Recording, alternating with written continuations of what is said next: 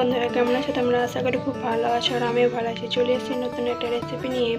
এই রেসিপিটা হয়তো অনেকেই খেয়েছো, কচু দিয়ে টমেটো দিয়ে কচু। তো আজকে আমি নতুন স্টাইলের বানাবো। এই দেখো কচু আর দুটো টমেটো নিয়েছি। তো চলো কেটে নিই। তার আগে প্লিজ সাবস্ক্রাইবটা করে দিও, ভালো লাগলে অবশ্যই। তো চলো দেখা হচ্ছে। এই দেখো কচুটা ছিলে ভালোভাবে সাইজ মতো কেটে নিয়েছি। জলের মধ্যে ভিজিয়ে রেখেছি 10 মিনিট মতো, আর টমেটো একটু পরেই কাটবো। তো চলো দেখে নাও। ভিজিয়ে রেখেছিলাম এই কারণে কচুর যে একটা কষ থাকে সেটা বার হয়ে যাবে। আর একটা কথা মনে রাখবে, কচু কাটার পর যদি হাত চুলকায় তো কচু কাটার আগে একটু হাতে তেল দিয়ে দেবে, নাহলে হাত চুলকাবে। গ্যাসের উপরে এই বয়েলটা চাপিয়ে দিয়েছি। দেখো জলটা আস্তে আস্তে মরে যাচ্ছে, শুকিয়ে যাচ্ছে।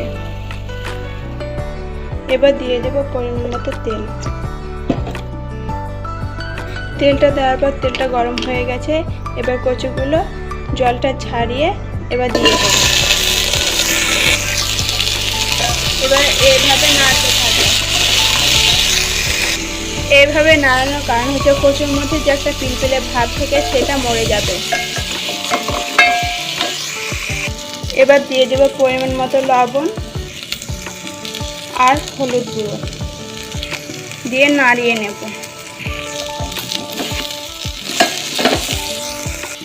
এবার কচুটার মধ্যে জল দিয়ে দেবো।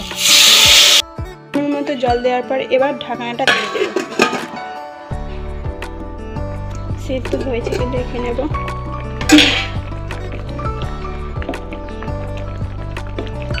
হয়নি, আর একটু হবে, আবার ঢাকনা দিয়ে দেব। এদিকে আমি টমেটোটাও কেটে নিয়েছি আর এখানে চন্দনে নিয়েছি, এটা হালকাভাবে কুটে নেব। কচুটা হালকা শক্ত আছে। এবার দিয়ে দেব টমেটো।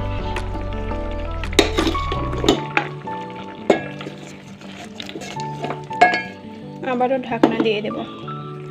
আর এখানে দেখে নাও ফোড়ন দেওয়ার জন্য কী নিয়েছে: পেঁয়াজ কুচি, আদা রসুন বাটা, গোটা জিরে, দুটো শুকনো লঙ্কা, আর এটি চন্দনে বেটেছিলাম ওটাই। তো চলো তেলে দিয়ে নেবো এবার। এই দেখো ভালো মতো টমেটো কচু দুটো ভালোভাবে সিদ্ধ হয়ে গেছে। তেলে দিয়ে নেব। এখানে কড়াইটা চাপিয়ে দিয়েছি গ্যাসের উপর, দিয়ে দিলাম পরিমাণ মতো তেল, গোটা জিরে, শুকনো লঙ্কা। এবার দিয়ে দেবো পেঁয়াজ কুচি। পেঁয়াজটা হালকা লালভাবে ভেজে নিয়েছি। এবার দিয়ে দেবো আদা রসুন বাটা।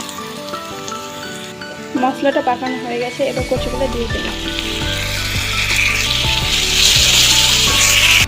কচুটা দেওয়ার পর এবার চন্দনেগুলো দিয়ে দেবো আর দেবো জিরে গুঁড়ো।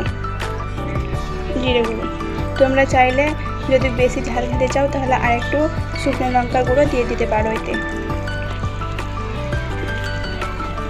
এবার টেস্ট করে নেব কেমন হয়েছে, দিয়ে নামিয়ে নেব।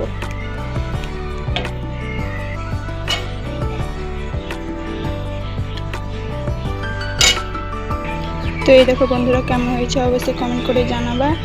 আর বাড়িতে তোমরা ট্রাই করবে, ভালো লাগলে অবশ্যই সাবস্ক্রাইবটা করে দিও। আর প্লিজ